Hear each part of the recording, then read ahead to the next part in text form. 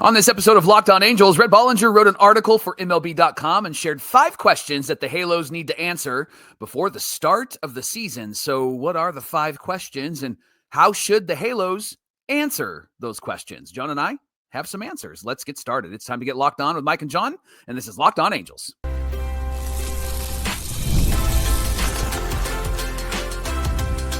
You are Locked On Angels, your daily Los Angeles Angels podcast. Part of the Locked On Podcast Network, your team every day. Thanks for making Locked On Angels your first listen of the day. You can find us anywhere you get your podcasts, including Apple Podcasts, Spotify, and SiriusXM by searching Locked On Angels. And if you'd like to get back to the Super Halo Bros for all the Super Halo content, here's some things that you can do. Leave us a rate and a review on Apple Podcasts. If you're watching on YouTube, hit that thumbs up button. And if you're not subscribed already, please help us to get to 10K by opening day. Hit that subscribe button on YouTube. Become a Locked On everydayer. And whether you're watching or listening, come on over to YouTube. Leave a comment. It's one of the best ways to get in touch with us and be a part of the conversation.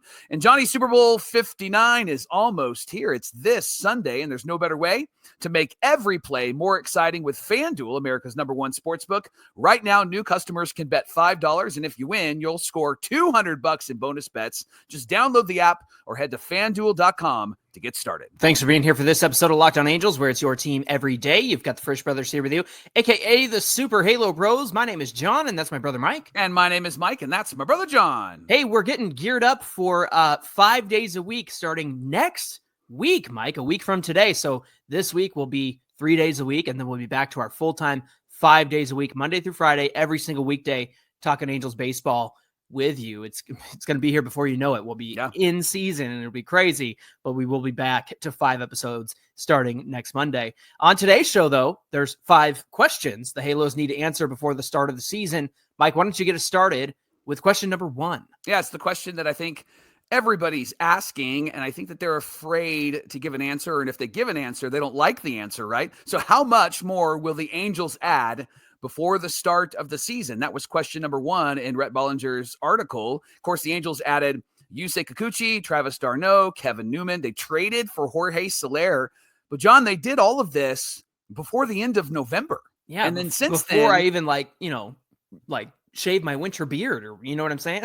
you didn't even have a baby at that time. I know. And now you've had a whole kid, right? I've had a whole lifetime since then. And you haven't slept, and then you finally slept. So here's the reality is they haven't really made any moves since then. It's been a lot of insignificant moves. Now, maybe significant for the bottom half of the roster. They had a few minor league trades. They acquired Chucky Robinson for some cash, Mitch Ferris for Davis Daniel, and they did select left-handed pitcher Garrett McDaniels in the Rule 5 draft. We're going to talk a little bit more about him and his role on this team on Wednesday. But Johnny, the Halos kind of stood still up until this point. There's been some rumors with Polar Pete Alonso, right? We had a whole show about that. You can catch that. It was last week on YouTube. And the truth is that you and I both felt like, hey, it'd be great to have somebody like that, but his fit on this team is kind of questionable. We discussed all of that again last week. Rumors have also been circulating about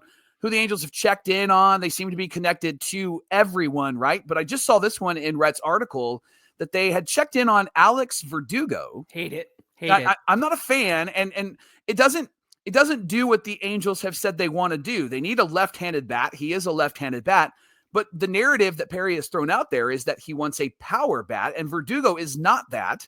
He is not a power bat. He might be somebody that comes through in the playoffs, but you got to get to the playoffs. I don't think he's somebody that will get you to the playoffs. So really, the Angels need pitching. Now, I had in our notes that they could try and sign Jack Flaherty, and then the Tigers signed Jack Flaherty. Good for the Tigers, because absolutely that's exactly he was cooking for them last season. They traded him and still went to the playoffs. Yeah, and so good for them, Mike. That's how you try to win your division when it's not at its strongest. And certainly the competition is there between the Guardians and the Royals. So I feel like the AL Central is better than the AL West right now, especially with the Tigers making moves and the Royals and the Guardians. All those guys are trying to be competitive, right? Yeah, and Flaherty said, if he was on the team and not traded last year, he thinks that the Tigers would have beaten the Guardians and would have moved on in the playoffs.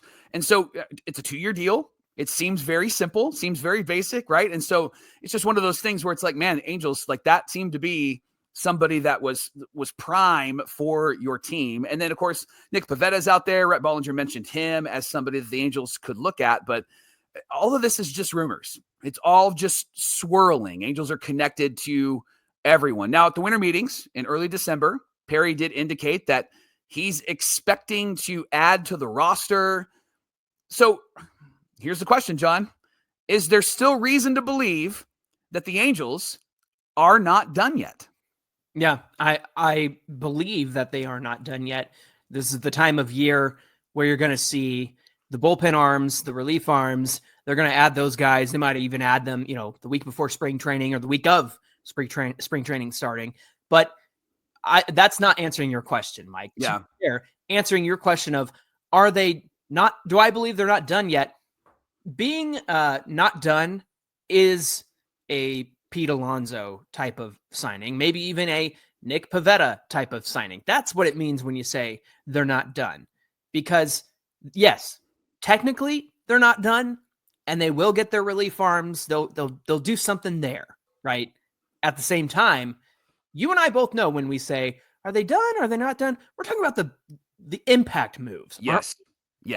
I aren't we? Well, for the big moves, I just don't know if there's going to be a big move, John. I just don't know if there's going to be a big arm or a big bat they're going to pick up. That's what I'm saying too. Yeah. That's what I'm saying is the fact that, are they done? In that sense, yeah, the big moves are done, and it's going to be the piecemeal. Now we got, the Matt Moore level of signing that we got. And I liked Matt Moore last year. Don't get me wrong, but it's going to be those types of necessary things coming into spring training with the relief arms. Yeah. And I mean, what the team needs is a starter, an infielder, and a bullpen piece. And we're going to look at the bullpen on Wednesday, but I think this bullpen at this moment doesn't look bad. And so it would seem to be a reasonable move to go after the starter and perhaps go after an infielder. But now it's slim pickings. There really isn't an impact arm that's out there, and there really isn't an impact infielder that's out there. And honestly, I think if you were to dig into my Angel fan heart, I knew that this was coming, right? We all kind of knew that this was coming, that they weren't going to make that impact move. They've done all that they've done to fill this roster the way that they are satisfied in filling this roster at the beginning of the offseason. And this is where we're at. So there probably will be like a bullpen arm. There might be this maybe kind of a trade for this person, but it won't be a significant trade. And so I just think that we're in that moment where what they said they want to achieve, hey, Perry, go get me to the playoffs from Arte Moreno, right? Versus what they've actually done, it really doesn't connect for me. And it goes back to what I talked about last Monday. They've got really high hopes that the team that they have right now and the young players are going to be really great. And John, here's my high hope. I hope they're fantastic. Sure. I hope that they're incredible. And I think that they're on the precipice of that. Yeah. But what you and I have said, and what a lot of our everydayers have said is 2026 is going to be the season that we should have higher expectations. I think walking into 2025, you've said it on this show, we should have some expectations. Mm-hmm. And so we're turning the volume knob up a little bit. It's just a few clicks to the right? Like we're moving slowly. We're turning the boat, right? And that's what it feels like. So to have expectations that they're going to get into the playoffs this year, I think that those are high hopes and high expectations. I think that what we could anticipate is possibly a 500 year with the roster that they have right now. Yeah, for me, when I said that I think that they're going to get into the playoffs, don't hear me say that they're strolling right in either. It was my instinct is if they do this, it will be butt backwards, head over heels, falling over themselves to get into the playoffs. I think that they're capable, and I think that they will get there. And so I'm going to stand by that. But to say that you wanted to go there, you didn't do enough to guarantee that. And I fully admit that. I know that the Angels have not done enough to guarantee that, or even back up their words that they want to be competitive and get into the playoffs for this team, from Perry Manassian and Arte Moreno and everybody in the front office. They said that, but they are just feeding the company line of, yeah, we're going to be competitive. We want to get to the playoffs, but then back it up. And once again, we're sitting here at the end of an offseason going, are you going to back that up? Are you going to back up the words that you said at the beginning of this offseason? And so, Mike, to me, it's weird because it makes you wonder. And there was a lot of conversation about, there was an article out there about the Angels were split on a Pete Alonso decision.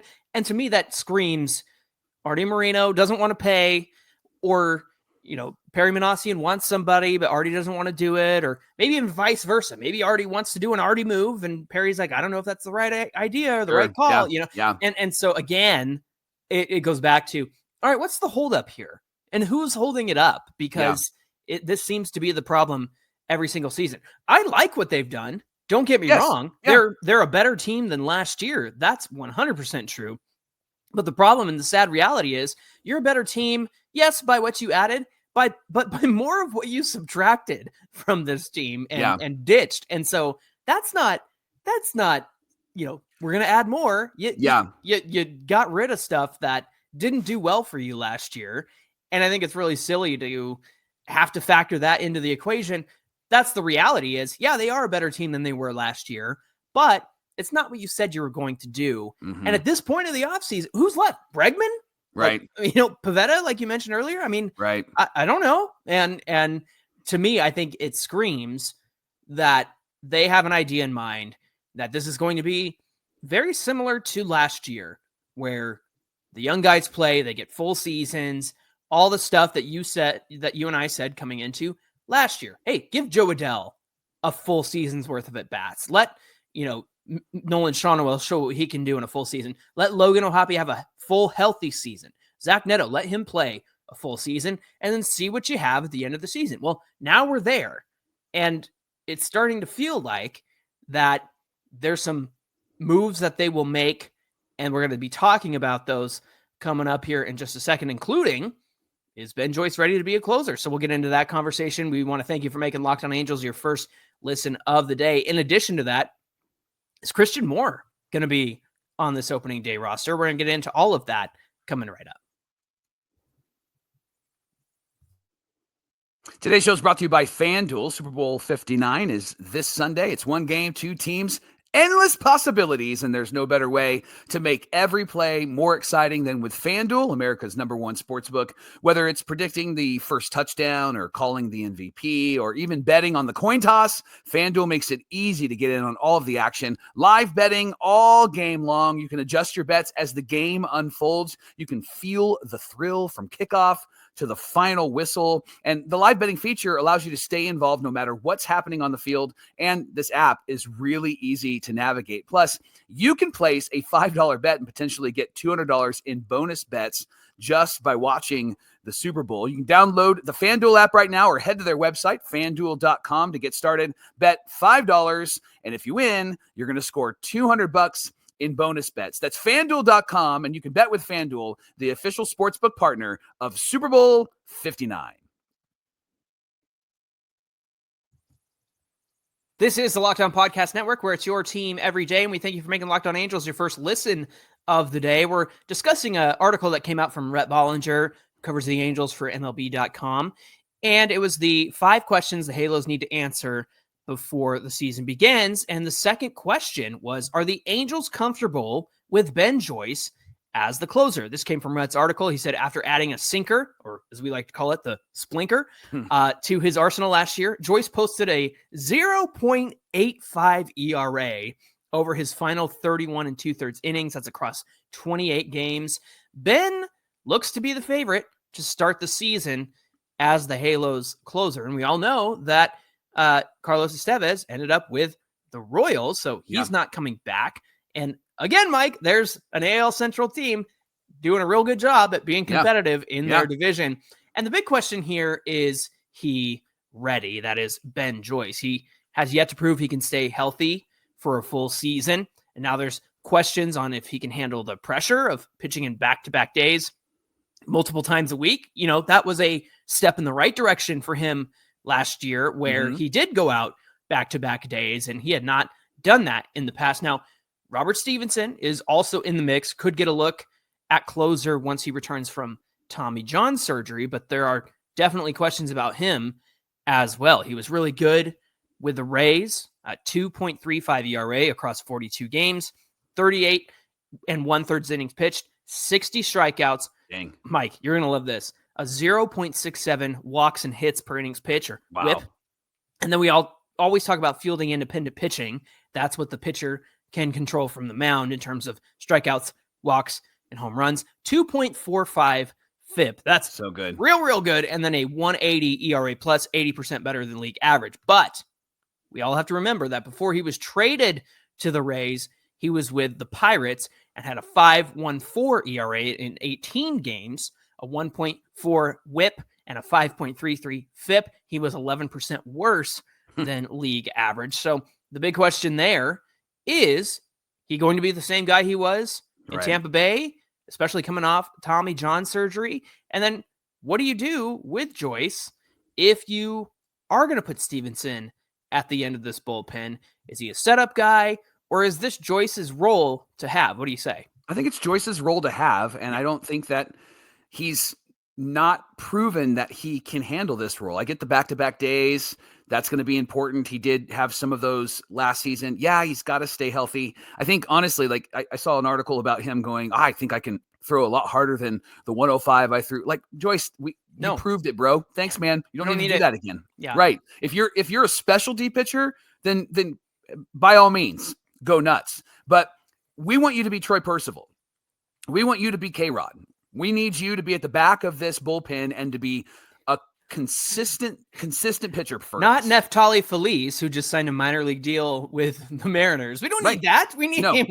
We need Joyce out there and healthy Joyce as well. That's what we need. And I think when it comes to Robert Stevenson, John, like he's coming off Tommy John. And so even if you start to count on him, they're going to slowly baby him into a position, right? Because they have to. They don't want him to hurt himself.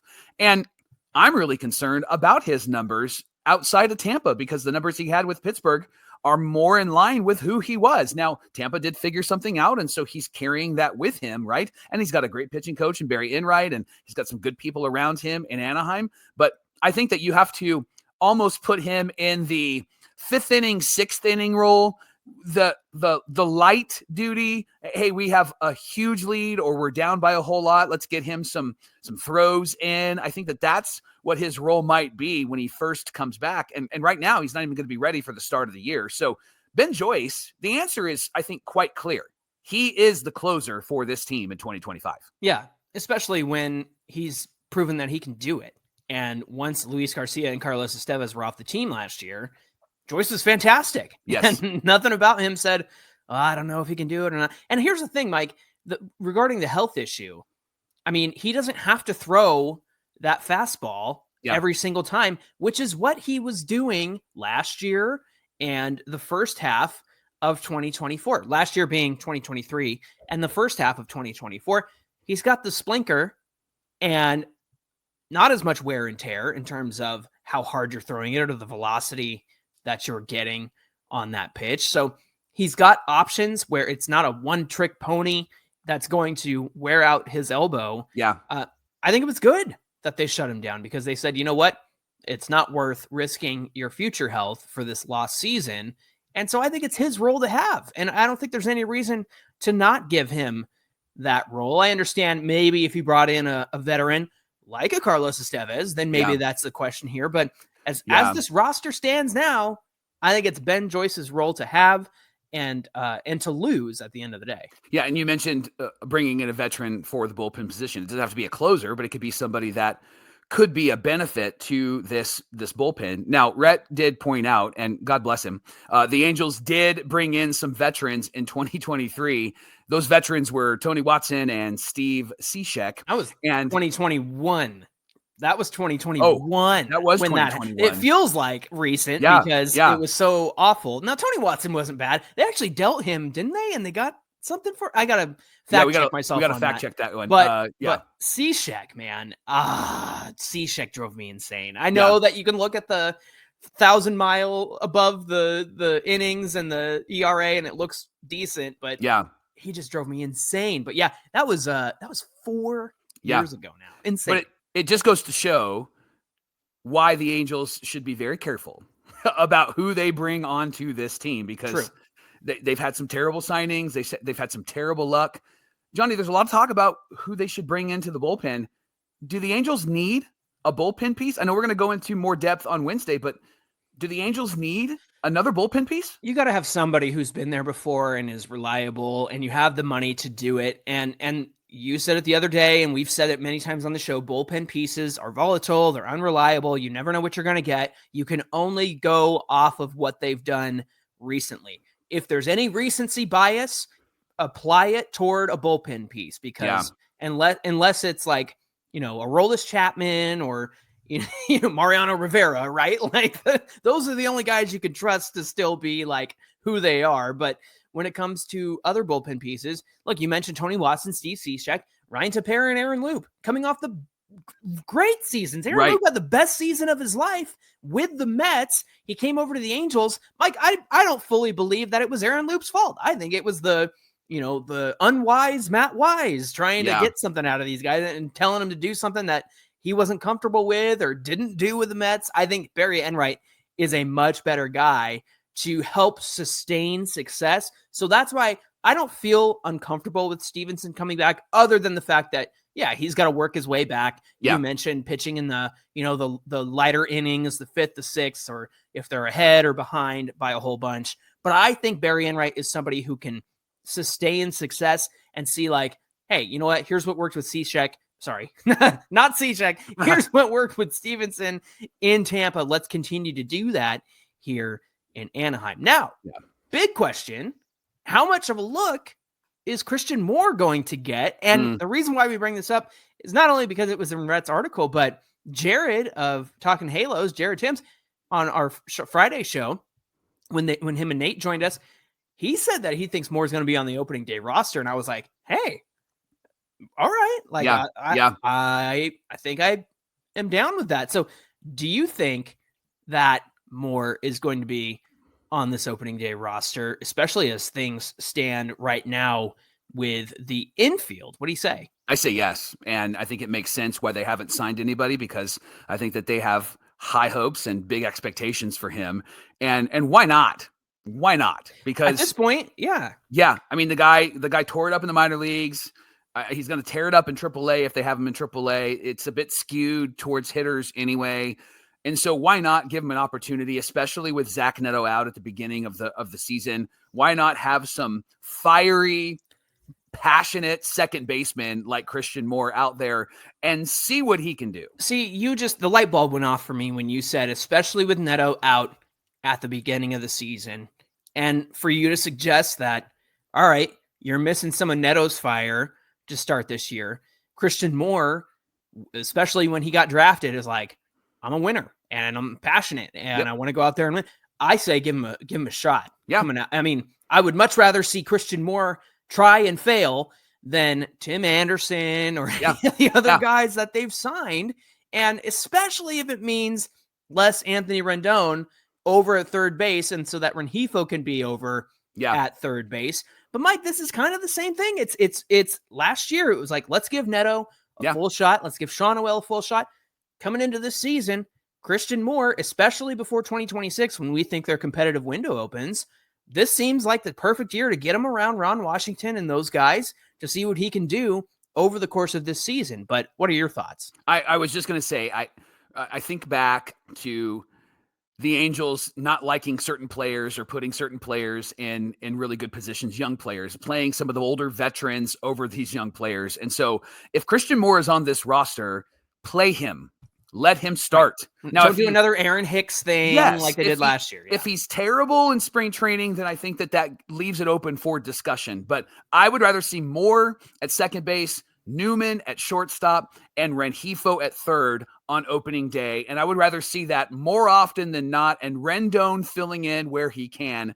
But Christian Moore, I think, brings the culture and the vibes, all the vibes and all the feelings that you want on this team, especially to your point that Zach Neto is not going to be on this starting roster to begin the season because he's hurt. You know what, Mike? On opening day, you're going to get Anthony Rendon at third base in the cleanup spot, and you're going to like it. That's what's going to happen.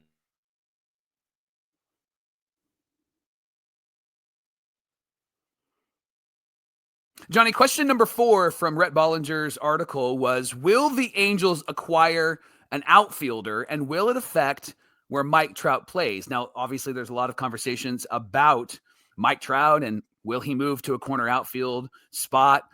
Right now, John, there's really 5 outfielders, including Jorge Soler. It just feels like getting another outfielder, unless it's a game-changing outfielder, which there isn't one on the market right now. It feels like it would be a wasted move because it would just jam up the outfield even more than it currently is, unless the Angels make a trade. And it doesn't seem like they're going to make that trade. So I don't think signing another outfielder would be wise. I think they need to decide right now what they're going to do with Mike Trout and then stick to that plan.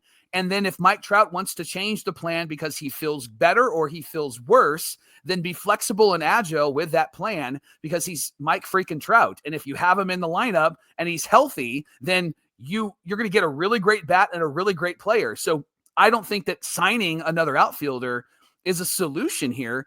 Plus, it makes Mickey Moniak kind of obsolete because he's going to be the odd man out with all of the outfielders that they have, right? Yeah. Here's the thing. At the beginning of this offseason, it made sense to be in on Santander and other outfielders because that opened up the possibility of trading one of your outfielders. We've been talking about Taylor Ward because he drew so much interest, but that's not going to happen now. And I don't think it's going to happen.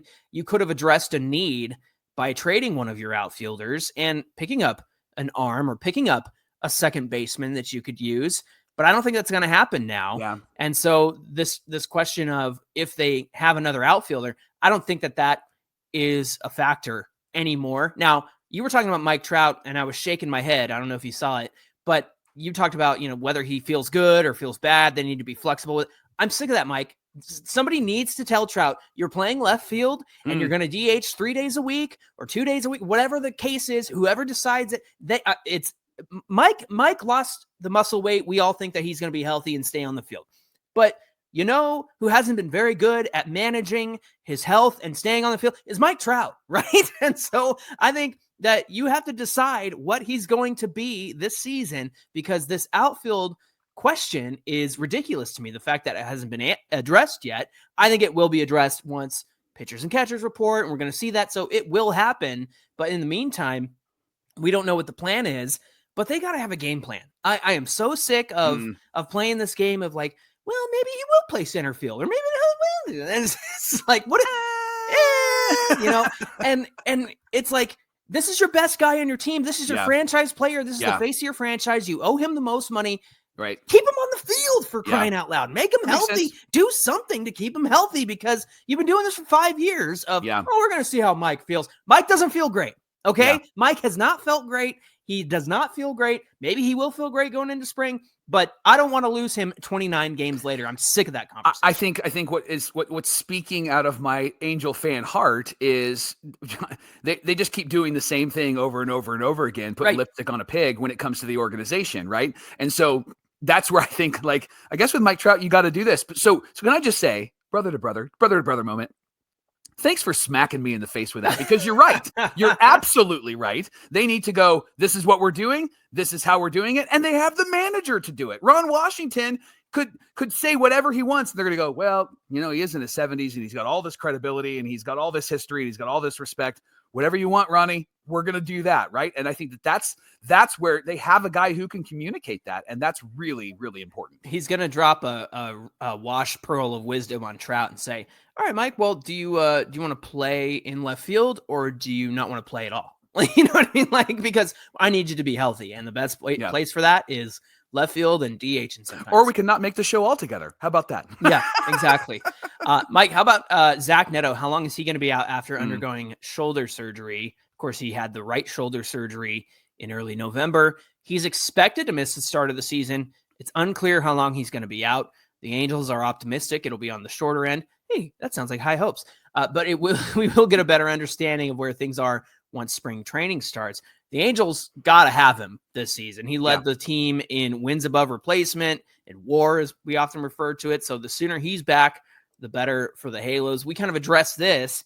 Christian Moore makes so much sense to start the season. If Neto is not going to be back, And if we had this conversation last offseason where I had a heart-to-heart with our everydayers and said, guys, this is the team. Yeah. You can't expect them to be, version 2, version 3, version 4. This is the team that we have. And right now, I'm confident, except maybe for a few bullpen pieces, this is the team that we have. And so from here on, we will discuss the team that they have. Yeah. And what we think the team that they have can be capable of, and what they might be planning to do, again, where you and I and a lot of everydayers think 2026, maybe even 2027, but 2026 at the soonest is that competitive window. This is a year to bring Christian Moore up, especially with Zach Neto being hurt. I like the idea of Moore being up with this team. Yep. At this point, I don't care. Mike, if he tries and fails, good, because then you figured out, okay, you know what? Maybe he's not great at second base. Oh, you know what? He's striking out way too much, right? Like, get him around the guys like Ron Washington and Johnny Washington. Get him around those guys. Ryan Goins, the infield coach. Get him around those guys and figure out what you have in him. And if he succeeds, then you look like a genius. And you can pat yourself on the back all you want. But if he doesn't, fine. Then go to your Tim Anderson or whoever you have in mind. I think it's a win-win scenario, even if Moore doesn't do great to start the season. But I think having him in Neto's stead to start this year, I think could be a really great thing. I think that Neto has the potential to pull a 2008 Royal Rumble John Cena appearance and show up when nobody expects him to show up. But not a 2025 Rumble appearance, because that bald spot was looking pretty bad on Cena. It was bad. Shave that head. Yeah, I think, honestly, John, I won't be surprised if Zach Neto suddenly shows up a whole lot sooner, not because they rushed him or he feels rushed, but I think he's a young dude, going to heal up. I could see him coming back a lot sooner, and maybe that's why there's been some quiet hush-hush about him. I know it's the Angels. I get it. But maybe there is a potential for him to come back a lot sooner. I think a Christian Moore, Louis Rengifo, and eventually Zach Neto infield is the best way to go in 2025. Thanks for making Locked On Angels your first listen of the day. Now for your second listen, check out Locked On MLB with our friend Sully, going to bring you a blend of humor and baseball and keep you updated on every rumor and every story throughout the offseason. You can find his show on YouTube or wherever you listen to podcasts. Hey, be sure you give us a follow on Twitter at Locked On Angels and at Super Halo Bros on Twitter and Instagram, whether you're watching or listening. Come on over to today's show on YouTube, get in the comment section, and also help us reach 10K by opening day. We want 10,000 subscribers by opening day. We're getting close. And even if you're an audio listener, just hit that subscribe button, because it really helps out the channel, puts Locked On Angels in front of others who might not know about the show, other Angel fans that we want to have part of the show as well. Mike, when we come back on Wednesday, what do we have on deck? Well, who's in the bullpen is the question we're going to ask. And the reason why we're going to ask it is because there's two guys that have no options, and one of them we can't stand. And so he's probably going to be in the bullpen. And he's been good in the bullpen, not great as a starter. You know who I'm talking about, Johnny. But we're going to talk about the bullpen on Wednesday on Locked On Angels. All right, looking forward to that conversation. Until then, my name is John, and that's my brother Mike. And my name is Mike, and that's my brother John. Thanks for being here with us, everybody, and we'll see you back here on Wednesday. I'm talking about K-Rod. No, I'm actually not talking about K-Rod. I wish we were talking about K-Rod.